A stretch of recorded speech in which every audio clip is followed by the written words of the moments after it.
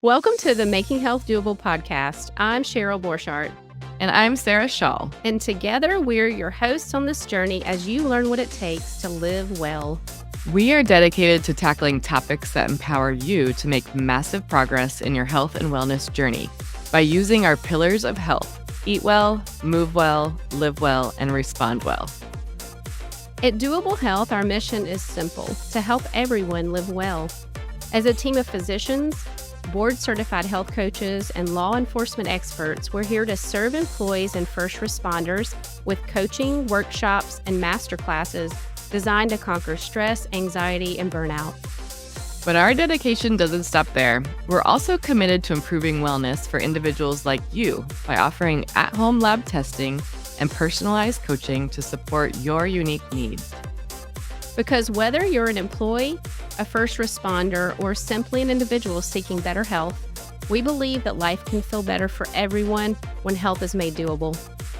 So join us as we embark on this journey together, where we'll provide you with the tools, insights, and encouragement you need to thrive. And stay tuned for enlightening discussions, expert interviews, and actionable advice that will inspire you to take charge of your well-being and live your best life. Until next time, remember, life can feel better when health is made doable. Before we begin, we have an exciting new offering from Doable Health: at-home lab testing with our integrative health practitioner, Janine Finelli.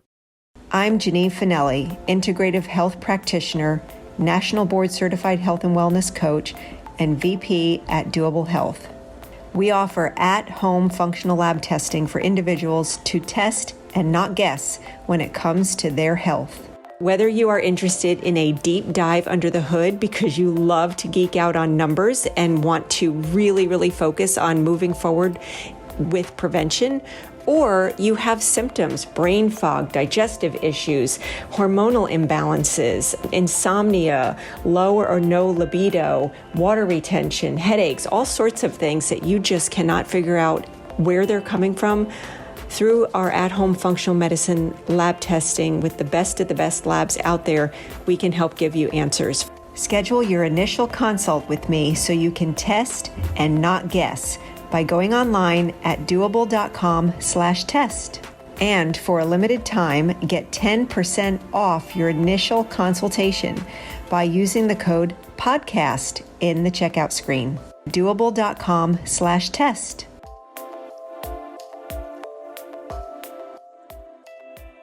Welcome to the Making Health Doable Podcast, where today we're talking about a new and exciting program that we are going to be offering in 2025 called the Guardian Community. And today I have Sarah Shaw and Matt Macario, my colleagues, and we are the first responder team at Doable Health. And today we want to hear from our team. We're going to talk through this new program that we're offering. And Sarah and I are not first responders.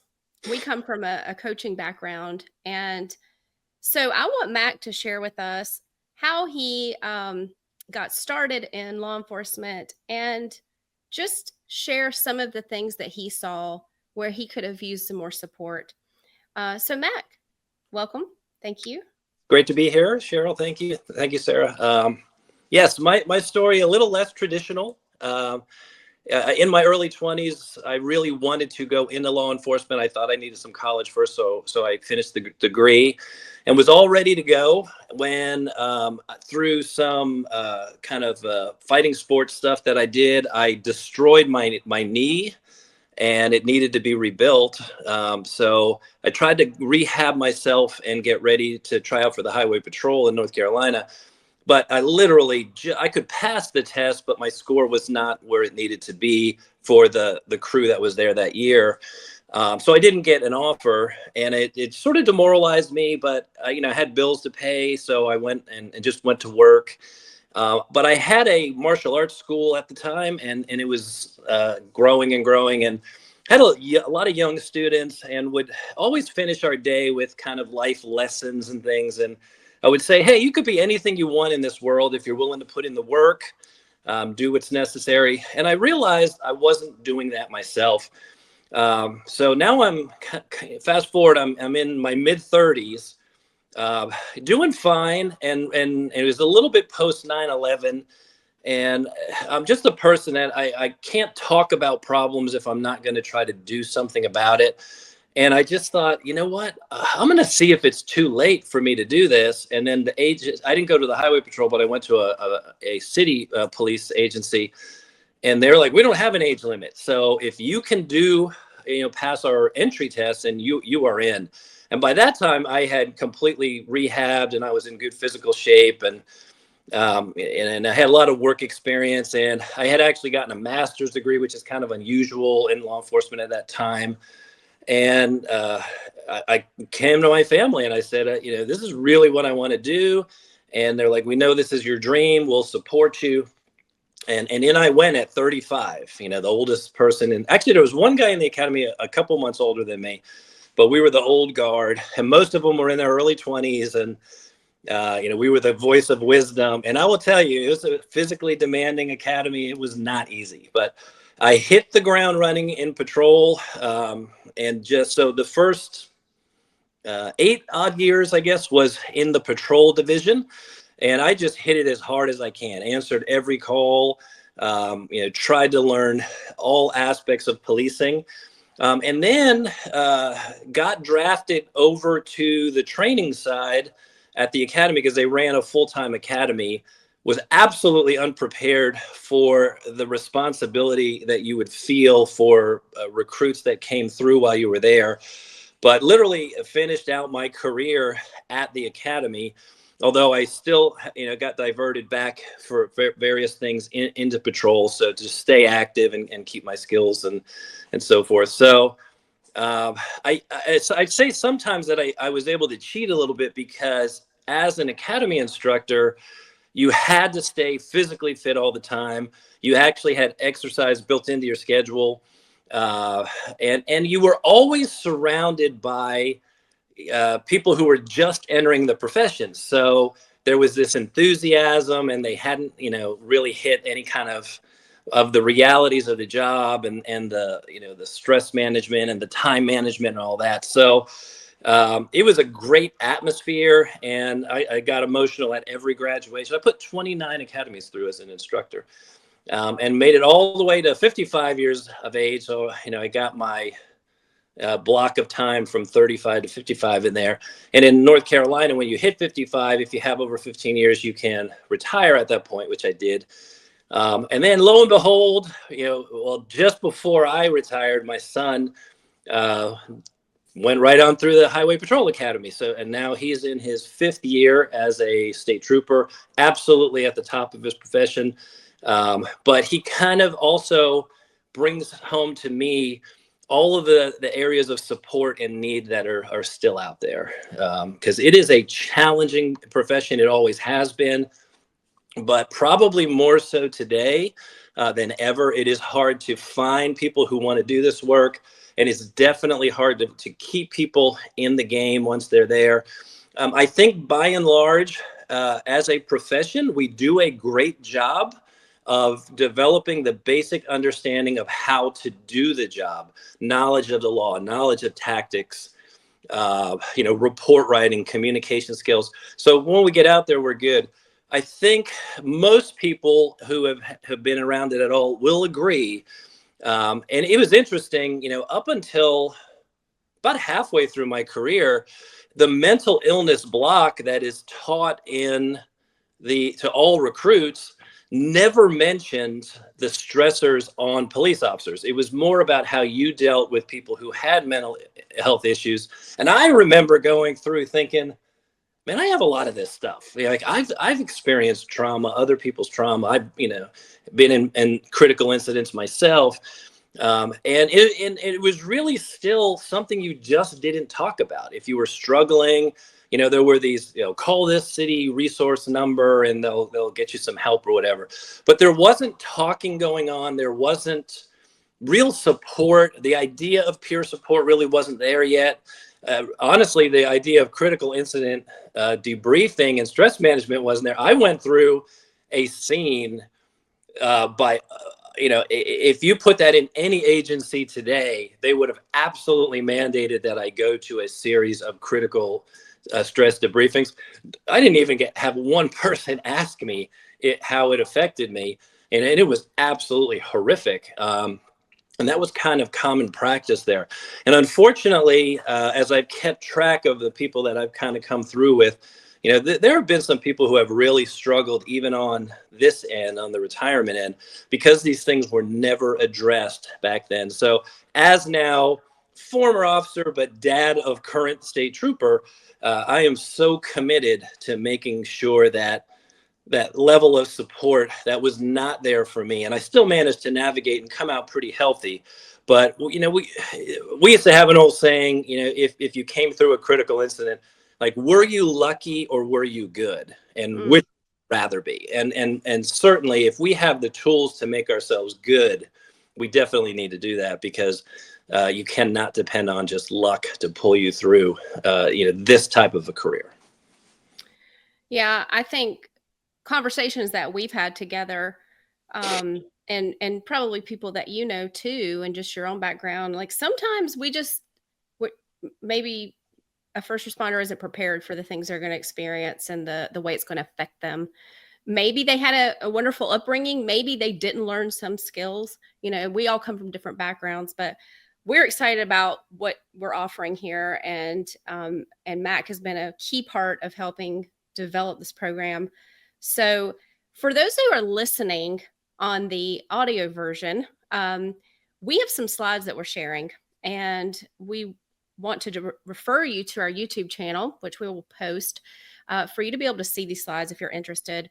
But I think you will glean a lot of information about this new program as we go through everything together. So these are the three of us and our backgrounds. Sarah and I and Mac came to this. Sarah and Mac have known each other for a while, and I got looped into our team just in the past year or so. And it's been amazing the way that we've worked together and been developing all this together. So Mac, I would refer to this, what do first responders want and need, from your perspective? And we have, that information that we have talked with our other officers about too. But what are some of the things you felt like, and you shared that, but what are some things that you feel could be further developed? Yeah, well, absolutely. So obviously, people don't get into this line of work because they think they're going to benefit financially from it. I mean, there is a true retirement at the end, but in North Carolina, for the municipal folks, it's 30 years. In some cases, it's 25 years. That's a long time. So usually, it's people who just want to put others above them, their own well-being, and they're service driven. So they just want to serve their community. They want to serve others. And there's so many different facets of police work, from motor vehicle law to chasing, down drugs and drug dealers and gangs and stopping robberies, and then the mental health and that well-being side, and trying to help with the homeless. And there's a social work aspect of it. There's a kind of a psychologist aspect, a mediator aspect of it, communicator aspect. So we used to say, you're not going to make a ton of money, but people are really going to appreciate what you do, and your agency, you're going to have great support from the community and the agency. Well, over probably the last decade or so, it kind of came to, well, maybe the community, depending on kind of the narrative of things that are happening out there, isn't necessarily going to support you at that same level. We've seen huge movements where the police have been kind of front and center of that. And to think that because we're so connected via social media and to all the stories that are happening around, to think that happening on a large scale would not affect an individual officer is just not thinking correctly. It absolutely does. And then, unfortunately, because liability, it's a very transparent occupation. You're going to wear a camera and you're always on somebody else's video who sees something happening. As liability goes up, a lot of times officers don't feel supported now by their own agency the way they did in the past. And I know many cases. I, in all honesty, went through multiple situations over my career where I did not feel that the agency had my back. So then you kind of are just turning, do you have an area partner or somebody that you patrol with that you can have these conversations with? Do you have a group or a network? If you go through a difficult situation in the workplace, you might turn to those folks for help and support. But what if that group is not there? Or what if you had them and then, another saying in law enforcement is just wait a couple months, everything is going to change. So if you have that perfect squad or supervisor, you're just not going to have them for that long. And then you could wind up on with a totally new group of people and you've kind of lost your support. So that's a long way to say we have to find a way to support each other and not wait for something kind of official from the agency. And also, in the sort of trauma realm, and critical incident stress debriefing and all that, very important. But for the longest time, it is really focused on big things like an officer involved shooting. Obviously, that's going to be something that's going to require a lot of work. But what about things that really upset one officer that might not upset another? What about just the daily grind of answering call after call after call? Working a month of days, a month of nights, not really having a lot of time off because you're doing secondary employment. And then you have your other roles in life, a family member, a spouse, a significant other, and you're trying to balance all of that. And then there's financial issues and stuff. So the idea of support is, we have to find different avenues to bring to bear. And unless somebody kind of takes it upon themselves to assume that role officially or unofficially in an agency, and sometimes even when an agency kind of creates that role, the person, just can't do it for the entire agency, or maybe they don't necessarily connect with everybody because people have different styles of learning and conversation and different levels of trust and things. So finding a way to really help officers feel supported at every level and not just wait for the big things to happen, but have processes in place that really kind of do these routine checkups, kind of like the dentist, like what's the first thing they ask you when you're done for the day? Like, let's schedule your next appointment, because they're always thinking ahead proactively. And I think most cops would agree that we live in a very reactive profession. If you look at an agency's policy manual, you can page through the policies and pretty much find, you could say, oh, that one's named after so-and-so, and that one's named after so-and-so. They wait until something really bad happens, and then they either formulate training around it or policy around it. So we have to think more forward, and we have to get ahead, because we know the bad things are going to happen. We know they're going to see them. We know that they're going to be in this grind. So what can we do on the front end, really right from the academy level through all the way to supporting the retirees? I hate to say it, but I'm 3.5 years out. Nobody from my agency and the city that I work for has ever contacted me post-retirement to even ask me like, hey, how's it going? Not one. Mm-hmm. And that's, just kind of unimaginable for a profession whose sole purpose is to serve other people. Mm-hmm. So that's it. We've got to find some level of support. Wow. It's clear that you've experienced, different types of support in the places that you've been, and you've identified those holes, which is how we've worked to build this program. Sarah, from your perspective, and just as a coach and interacting as you go into our agencies, and you're there for a lot of the activities that are happening, what things have you heard and have been shared with you? Yeah, listening to Mac for the first beginning of this, you can see why we needed somebody like Mac on our team, because, we are trained in our functional medicine health coaching to understand the effects of lifestyle and behavior and how much that impacts our health.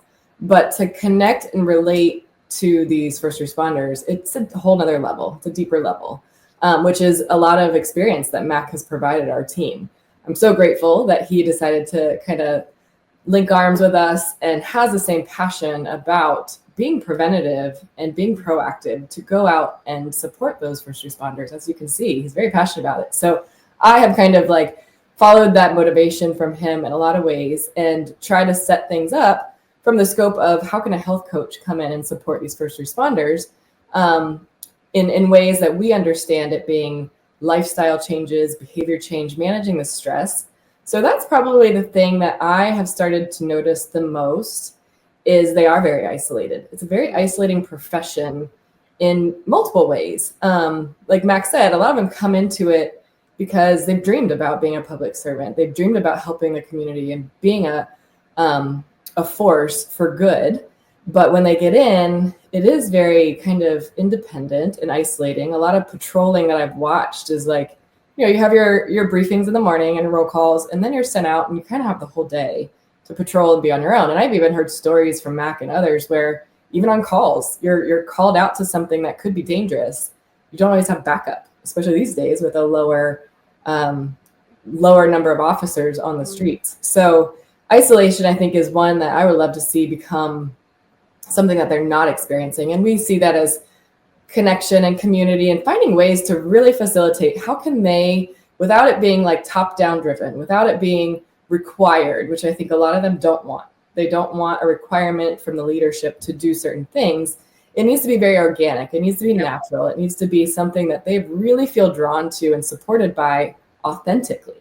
Mm-hmm. And so having a more of a team atmosphere, and we see this being as like a guardian community where there are certain leaders in an agency who just naturally arise. I think Mac was one of those where people would just gravitate to him because of his compassion, his transparency, his passion for others to see them do well, and his ability to mentor. So he's been there, done that, is a leader, is a great communicator and educator. They trust him. And so naturally, I think he became one of those leaders in those agencies. So our hope in this guardian community is to support officers who might need a little more direction, a little more mentoring and leadership to help them feel supported, to know what to do, to be able to debrief, not because it's required, but because they really just need to kind of de-stress and down-regulate their systems a lot of ways. That's another thing I've seen too, is there's a lot of what we call small traumas that happen, right? Or cumulative stress that they're getting just throughout the day. We as civilians get it in one way, with the stressors of work and the children and the finances. Well, they have those plus the community stressors that might come from a larceny, from a break-in, from an accident, from a suicide, a murder, like all these things that we never as civilians ever have to even think about. And so maybe they're not in that accident, or they're not the ones experiencing that big trauma, but they are a witness to it, and they are encompassed by it over and over and over and over throughout their days and their weeks and their months. That goes somewhere. Like, what do we do with that? And I think that's what we want to create is, what do you guys do as officers in your jobs when you have these cumulative stressors that just deposit? How do we start to withdraw to get back to a regular balance, right? And so I think that's where we want to see as health coaches. We are available to officers that we work with some agencies where we can help them with some coping skills, with some techniques, with tools, things to kind of downregulate their system. How do you manage your stress? What are things you can do with your lifestyle, with sleep and nutrition and movement? And so kind of encompassing the whole person to manage these kind of challenges that they have with the burnout, the stress, the isolation, the no clear direction. So working with a health coach is one aspect, but then we also see the power of peer support.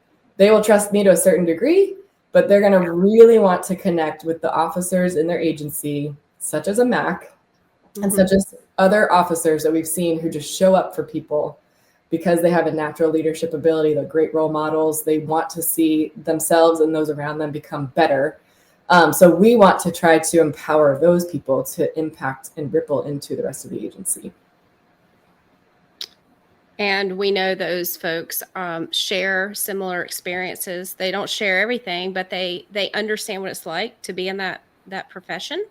Mm-hmm. And they, like you said, the trust, the ability to talk to somebody who may know what you're going through, and to know that that person is going to follow up, be invested in you, and take the time to get to know you as a person. And that is what, I mean, on a human level, that's what we all need.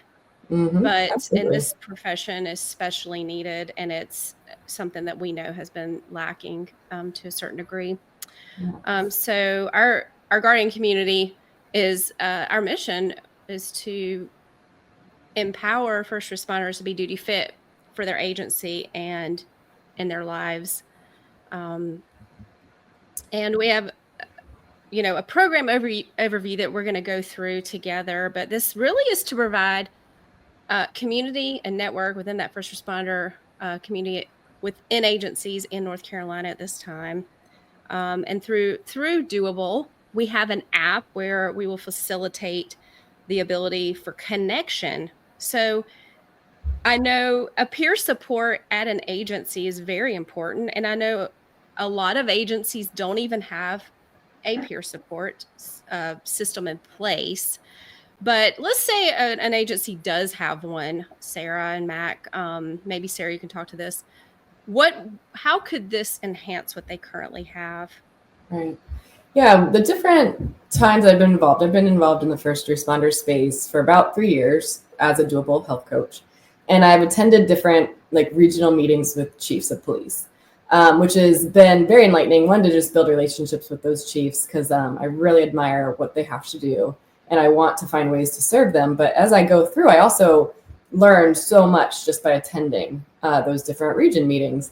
And the things that I kept hearing over the years was the idea of peer support and how it's needed, and how a lot of them have a program in place, but it's not necessarily being utilized to the best of its ability. And I started just kind of listening, and I did hear one agency one time who was sharing how successful their peer support has been and how impactful it was.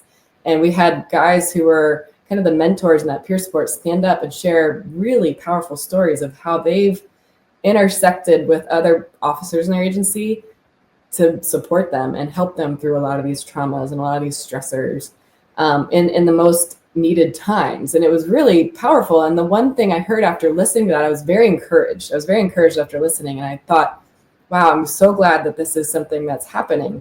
However, right after he was done presenting, 2 or 3 officers who were visiting from that region area meeting put their hand up and said, I love this. How can we get this established into our agency? And the response from the person who had been successful in their agency kind of looked at his chief, because he was a lieutenant, looked at his chief and he was like, I don't know, chief, how can we help them get this established? And I felt a bit of there's no good process for this. It really just took that one person being really motivated to see it go through, make it something that's very important to their agency. But he did have a good process, but nobody's able to help them put it in place. So they might have one, but it's not as effective as it can be.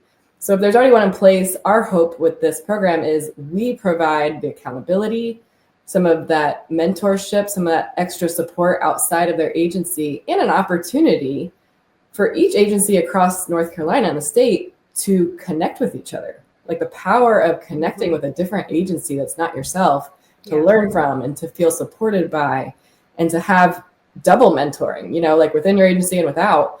So I think that was something where I really began to see, gosh, Doable Health can stand in the gap and help these agencies create or enhance the peer support programming, because it is so important. Those stories were really powerful, and it's very proactive and preventative work, which is what we do as health coaches anyways. Is everything we try to do is getting to a root cause of something, but then also being very preventative to avoid terrible things from happening. Mm-hmm. So I think that's where I'm really excited about being able to connect other agencies across the state and network. And Mac has shared how important that is and how rare that is. It's really not a thing, apparently, but how important it is. It's almost like a community mastermind, like a mastermind of all these great influential agencies across North Carolina coming together in this platform and in this space to kind of network with and learn from and mentor together.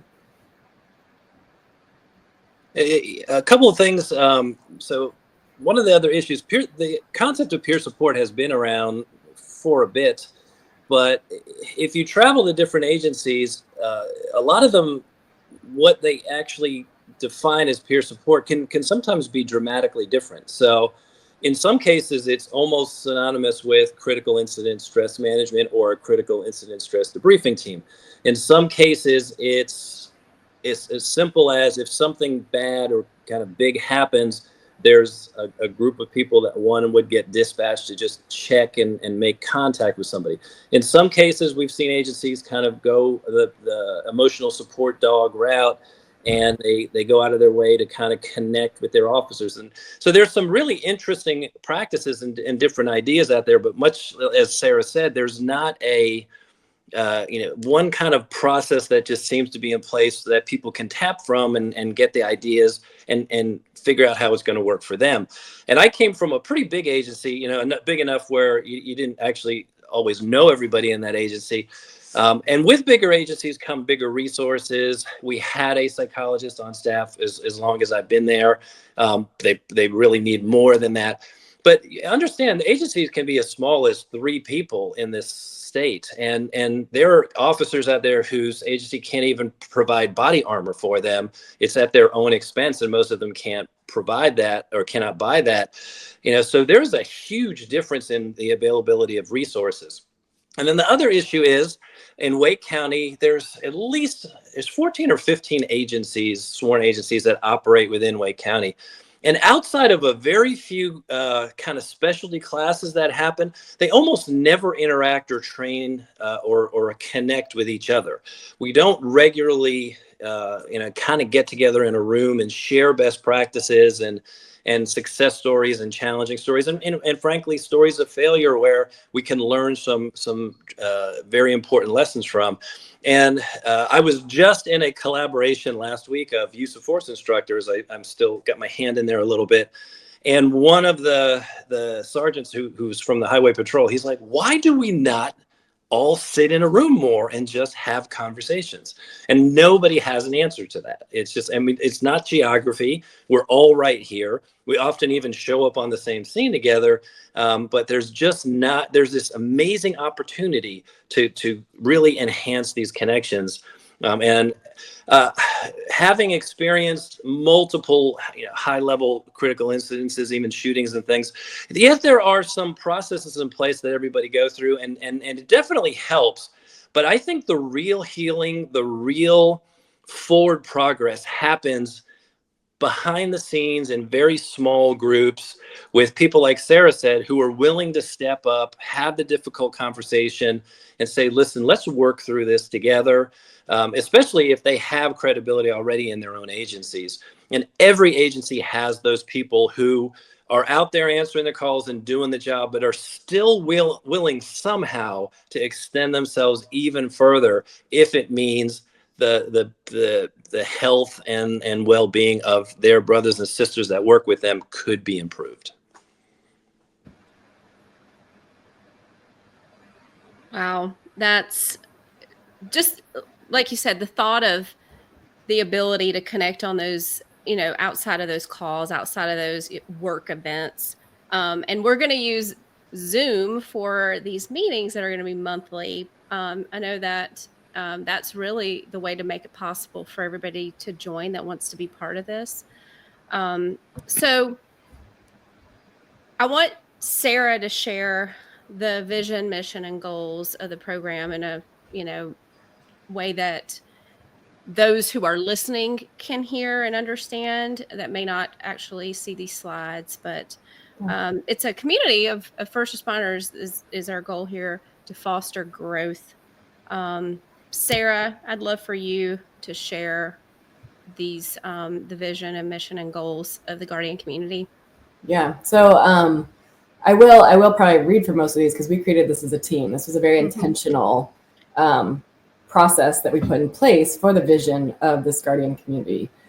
So our goal is to foster the growth within the individual and within the agencies. Our vision is having a united community of first responders, empowering each other to become effective leaders and vigilant guardians of their own well-being, their families, and their agencies. Because we realize these are whole beings. They aren't just officers. They aren't just parents. They aren't just spouses or partners. They have to do it all. And so we want to find ways to empower and grow them in their personal life and their professional life and their well-being. So our mission is to empower them with the trainings and the resources and this community support that we've been talking about to develop any leadership skills, maintain personal resilience, and then also be able to serve their agencies and communities and families better.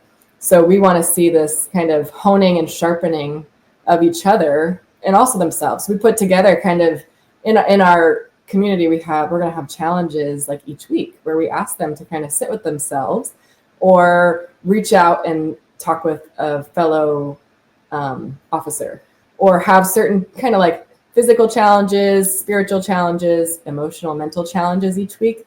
And I say challenge very like lightly. It's not like we're going to ask them to do too much, but we are going to sharpen them with asking them to really focus on developing themselves and being able to extend that outward to their fellow officers and other agencies. So our goal overall is to create an effective peer support structure, one that they either are beginning in their agency or they're enhancing already, through leadership and empathy.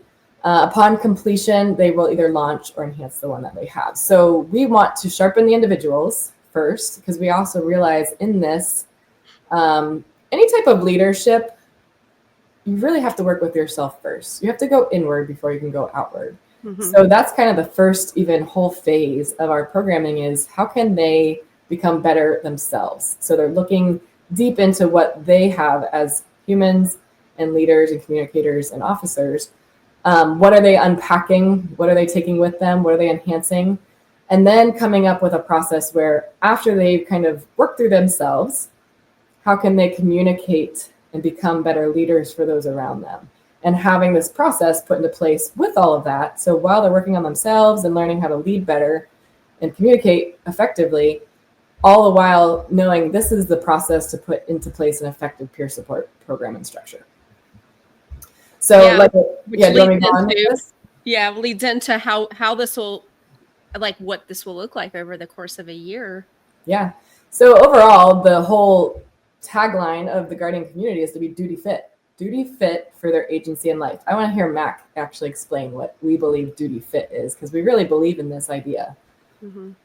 Yeah. And so, Sarah and Cheryl both said some very nice things about me. I will tell you that in my time with them, their ability to bring people together, they're amazing communicators. They can get the best out of people.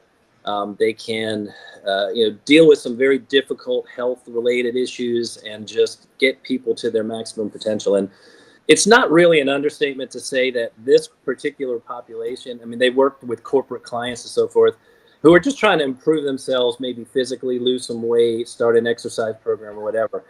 The challenges in the first responder community, I mean, I call it my IS people. I should eat better. I should start an exercise program. I should go shooting more than once a year when I have to qualify with my firearm.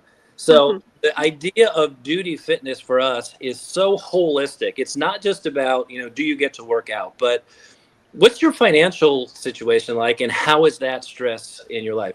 What are your relationships outside of work like? What are your relationships like inside, the agency? What about your own skill development, your communication, your tactics, your de-escalation ability? What about any physical concerns? It is a rough occupation. You're carrying extra gear. You're in and out of the car. There are so many challenges.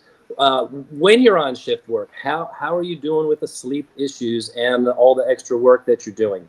What about diet?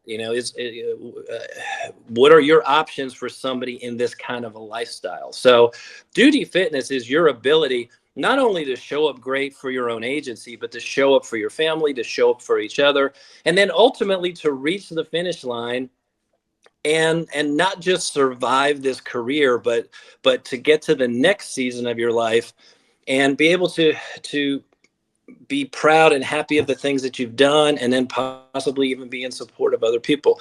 And I feel with everything that's happened, I probably put a lot of these pieces in place for myself over the time, but seeing my son in there now, so early in his career, I'm just a steward as much as I can be of all of these factors for him, because of all the mistakes that I made, I can share them with him so that he maybe can avoid some of those things. Well, there's so much knowledge and ability in our ranks that is just waiting to be shared with each other. So this idea of community and bringing all these things together is just absolutely vital to get you to whatever your definition of duty fitness is for you. It all matters. Every piece of what we do and how we take care of ourselves, and how we interact with others, how we care for our family, how we do our job, it all matters. I love the holistic view. I love how, maybe somebody comes into this and they love to work out and they're doing great at that, but maybe some other things in their life are falling apart. Or maybe, the family part is good, but other things are not good, or vice versa. So it's no matter the person, no matter the officer or first responder that's going through this program, they're going to, like you said, be sharpened in all of those ways. And it's really this opportunity, which we know is growth. And part of what we're going to go through is a book called Struggle Well. It's written for first responders and for military. And we hear a lot about post-traumatic stress and the negative side of the hard things that we go through in life. But how can we use those difficult things to grow instead, and to be better, to be stronger, to be more resilient in all parts of our lives? Yeah, I will say too, it's almost like with that, reading that book, the Struggle Well book was really impactful, even not as a first responder, but as a civilian, is knowing the importance of stress in our life. Like, we sometimes talk about it so negatively, and it is hard. I'm not going to diminish that. Stress can be very hard, but it's also such a sharpening tool. It's a powerful punch to make ourselves better and stronger. So to build that resilience, like the whole goal in life is to be able to become better with every step of the way. So all those stressors, rather than letting it bog us down or drop us down to be lesser than, using those stressors and those opportunities, in air quotes, these opportunities to grow and become even better, to rise above those stressors and become stronger so I'm ready for the next thing that comes at me, because we know life is going to constantly bring things at us. So the goal is not to avoid stress. The goal is to learn how to manage it and make ourselves stronger through it. And so that's a lot of the principles that we're going to talk through in all these different kind of operations: Operation Discover, Operation Develop, and Operation Deploy. We're taking these three kind of big buckets of ideas and trying to sharpen them through these so that they embrace those stressors and that resilience that they can build and become better, so that they can then in turn help others around them. So yeah, like we have on here, I'll just go through this real quick on how we hope to impact and guide. We are just a guide in this. These people take ownership of their own growth, but we're just a guide in helping them become sharper. But the first one with Discover is really turning inward.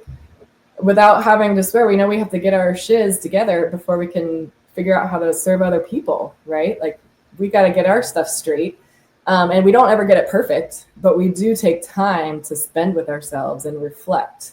And the awareness of why we're where we are is really important. So digging down and discovering so many things where we ask them to unpack a lot. We kind of give the analogy of, you're carrying a backpack, like a rucksack, right? Like, just like military, carrying a rucksack full of equipment and stuff. And every experience we have in life, we throw it into that rucksack. And sometimes they need to be released and let go, because then we're just carrying this really darn heavy thing around that's bogging us down. And we need to figure out how to release and unpack the things that are not serving us well.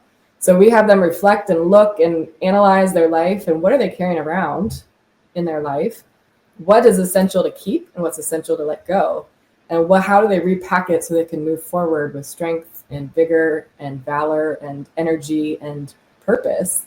to go out and serve others. So that's kind of the big bucket of that discover kind of operation. So that's months 1 through 4 that we're going to focus on for that piece. Yeah. And we call it, I said challenges earlier, but it's like we give them a little personal training exercises every week. Like, here's how you, when I say personal training, I am a strength coach. And so like personal training can be all physical and muscle building and all based on the physicality of a body. Yes. But I also look at it like you're not just the body. You're a spirit, you're a heart, you're a mind, you are a partner, you have roles. And so these personal training challenges are going to be deeper than just the physical, right? So helping them unpack a lot of things. Yeah, and then I'll keep going if you'd like me to. Moving into like the next operation of develop is once they've kind of felt a little more clear for themselves and more aligned, then it's establishing certain goals within these compartments of physical, financial, spiritual, and having good habits. How are we going to establish the vision for ourselves and the goal that we want to achieve? And then what are the habits that we put into place? And even bringing in some help from really good books, such as Atomic Habits, like kind of having them depend on and learn from some of these amazing resources. So how do you develop that self-discipline to experience the freedom that we want them to have for themselves, and then helping serve their agency? So then the last step, that'll be months 5 through 8, so mid-year. And then the last operation, the end of it, culminates with kind of what's the strategy to implement this into my agency and to continue for myself with accountability and with mentorship. How am I going to implement into my own life and into my agency more leadership, more peer support, more opportunities to sharpen myself and those around me, and hopefully have a really strong process to go forward with it. Yes. And ongoing. So the perspective of this is how many people would join and be part of this first year from each agency, ideally? I think every agency is a different size, right? Like we're working with some that are 200 plus or more, and we're working with some that are 50 or less. So I look at it like, some people are like, oh, let's just have 2 people on our peer support, no matter the size. I think you kind of have to look at the size of your agency and have enough of those peer support resources that 1 or 2 people don't get burned out by it, don't get bogged down. So maybe start with a select few who you trust and know can take this leadership role and take this and run with it and be very committed. And then reevaluate and be like, all right, let's add more in, eventually, because our hope is to continually run this program to keep offering and growing this accountability in this network. So I think I would say, we've said like 3 to 5, invite 3 to 5, but I think it just does depend on your agency. And maybe there's a vetting process that they want to put in place. Some have a very organized vetting process of who's going to be that peer support lead. And then some, it's, I know this guy or this female is a really great leader and a communicator, and we really want them to start to implement these things. So I think it just depends on how the agency wants to approach it, their size, what their resources might be. But I would say to start this programming, maybe 3 to 5, maybe 8 to 10, depending on the size of the agency. Yeah, if you had like 1,000 officers or something, you might want a larger group of people to be able to really go out and support that agency very robustly. So what kind of person would want to join the guardian community within an agency, and how would that person be recommended to join? We have certain ideas and standards that we'd like to see be involved in this. They need to be committed. They need to be committed to themselves and the growth process, and be passionate about seeing themselves become better. They need to be committed to the process. They need to be their own leader of their own life and want to impact those around them by being a role model. And then just be motivated to see this go. So I'm one where I love to start things, and there's a lot of passion behind it and energy and purpose. And then sometimes as you go along, it fades out. But our hope is that this doesn't fade out. We want to keep this accountability going and this motivation going, so that by the end of the year, it's just as strong in terms of the motivation and the passion behind seeing it as it was in the beginning. Yes, that's right. And Sarah did use the word accountability. There is a Mhm. certain accountability there. I mean, you're not going to just be able to sit on a Zoom call and just watch. I mean, there are activities, you're going to have to come prepared. And you're also going to have to be able to have those difficult conversations with people that you believe might be struggling in your own agency, and have, go out there, even if you don't know them personally, and go learn about them personally, and say, here I am, here's my role, and here's what I'd like to do for you. Yeah, so these the guardian community is going to kick off in January of 2025. So right now it's November, and we are really trying to get the word out to the agencies in North Carolina who might want to participate in this. And so this looks like a Zoom call once a month, second Tuesday of every month at 12. So we have that so people can be prepared and put that on the calendar. And as far as the rest of what the expectations are, Sarah, will you share how we came up with this structure? Sure. Yeah, we wanted to keep it something that's purposeful and meaningful, but not overwhelming. That's a good balance. These people are busy. There's public servants have a lot on their plate. So our goal is not to overwhelm them or create more work that's not really necessary. It will be some work, but hopefully it's one that really kind of builds them up and kind of fuels a bit more passion and purpose. So they have that extra boost of motivation and energy to go into their agency. But having just meeting one time a month virtually, that's the best we can do. And we're going to connect across the state, right? Let's use technology to our advantage. However, technology can only go so far. So we're going to meet once a month via Zoom, have some guest speakers, have some opportunities to kind of learn from each other, have breakout sessions, give them through our app, communicate with like the one action item a week to work on and work through, like that's their assignment or their personal training challenge. Mm-hmm. And then go through our books too. So at their own pace, read some of these books. We'll have like a book every 2 months. So it's not going to be overwhelming, but it's something that we will converse with and talk about and see if they're learning from. And then really the whole investment from that individual would be like 2 to 4 hours a month, right? Mm-hmm. Like attend for a half hour with our guardian community call. Reach out throughout the month on your own to one of your peers that's in this network. And then do some of those challenges on your own, like self-reflection really is that goal through that. So it's not an overwhelming commitment, but it is one that we want them to take seriously and really be invested in. And then our hope is while we're connecting through technology, hopefully we're building some relationships and trust and a passion and drive to meet each other, that we actually have a live event at the end of the year, like a 1 or 2 day, let's connect across the state, middle of the state, find a way to actually share a meal, really connect in person, because that is important. Max experienced that and said how people really need that, which we know overall is, in the flesh meetings is really powerful. So. Being together, it is. And so if somebody wants to connect with others throughout the month between our calls, they can do that within our app. So there'll be an ability for sharing and for talking through situations and issues that agencies and members might be dealing with. Mm-hmm. I'm excited about all of this. So this is our reading list. We have a few books on here that we're going to be going throughout the year.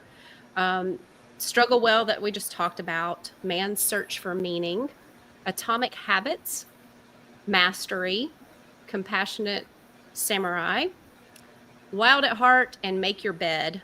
And for sake of time, I'm not going to elaborate on all of these, but we're very excited about what each of these books brings to, again, what we were saying earlier, which is it all matters. All parts of our lives matter.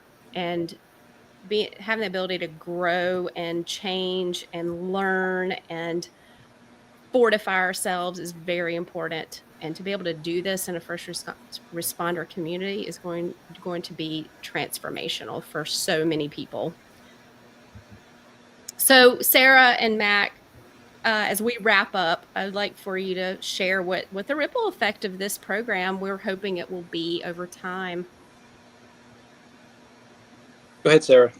You want me to keep going? I've talked a lot, Mac. I think they like to hear from you too, but I'll take the first two. You take the last two. Just the power of a ripple effect. When you see that analogy, it's like one impactful piece can slowly over time ripple out and make more impact just from its one action. So our hope is that the action is joining the Guardian community as leaders, developing themselves, honing in on how they can grow, and then the next step is creating that peer support structure and program so that they can not only impact themselves and grow themselves, but find ways to even slowly, they're not going to impact their whole agency right away. Like, this is a very natural, organic process because it's truly depth and it's authentic. We're not just trying to like put a Band-Aid on it and check a box here. We're trying to really make change and impact. And that takes time and intentionality. So being intentional with themselves and then moving that out into the peer support impact, which hopefully now the Guardian community is directly impacting, 3 to 5 to 8 officers in the agency. Hopefully they are going into their agency and impacting 10, 20, 30 people. And then hopefully over the next couple of years, Mac, take it away. Yeah, absolutely. Then it starts to roll out from there. Maybe in places like Wake County where they're so close, they start to have conversations with people who aren't even familiar with the community, and we start getting outreach from other folks.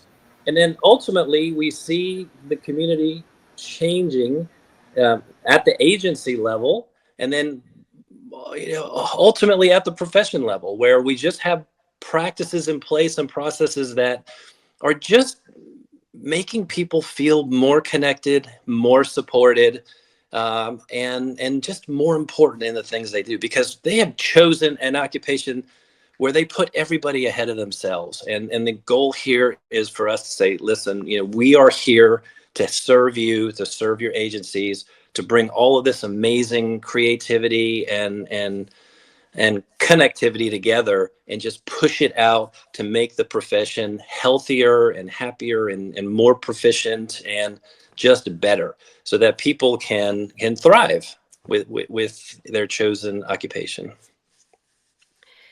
So to summarize and wrap up here, we will be sharing more about how your agency can join the Guardian community on our website, which is www.doable.com. And under the First Responder tab will be where you can sign up if you're interested. And of course, you can reach out to any of us as well to move into learning more about if this will be applicable at your agency. Any last words, guys? No, thank you for letting us share about this. And we're really excited about what 2025 will bring for our first responder segment of Doable Health. Yes, I agree with you completely. And I think that this program has the ability to transform agencies, transform families, transform communities, and to prevent bad outcomes for people who feel hopeless, who feel like they have nowhere to turn, who are struggling with, maybe even mental, emotional issues, stress, anxiety, burnout, all of the things that we know that impact first responders. So thanks, guys. Thank you. Thank you for letting me be part of this. Yes, I'm glad that we could share this with everyone. Thank you.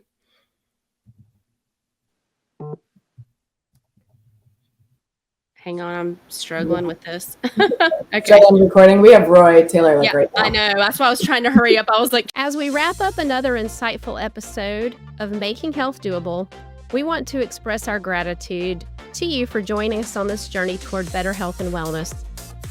At Doable Health, we're not just a podcast. We're a dedicated team of physicians, board-certified health coaches, and law enforcement experts. And together, we're on a mission to serve employees and first responders, providing coaching, workshops, and masterclasses tailored to conquer the challenges of stress, anxiety, and burnout. But our commitment doesn't stop there. We're also passionate about improving wellness for individuals like you, offering at-home lab testing and personalized coaching to support your unique needs. Because at the end of the day, whether you're an employee, a first responder, or simply an individual striving for better health, we're all human. And we firmly believe that life can feel better for everyone when health is made doable. So as you go about your day, remember that you're not alone on your journey toward wellness. We're here to support you, encourage you, and provide you with the tools you need to thrive. So stay tuned for more inspiring conversations, expert insights, and actionable advice in our future episodes. Be sure to like and subscribe on your podcast platform. And don't forget to visit our website at doable.com, DOOABLE.com, for additional resources and updates. Until next time, remember that health is within reach. And together we can make it doable.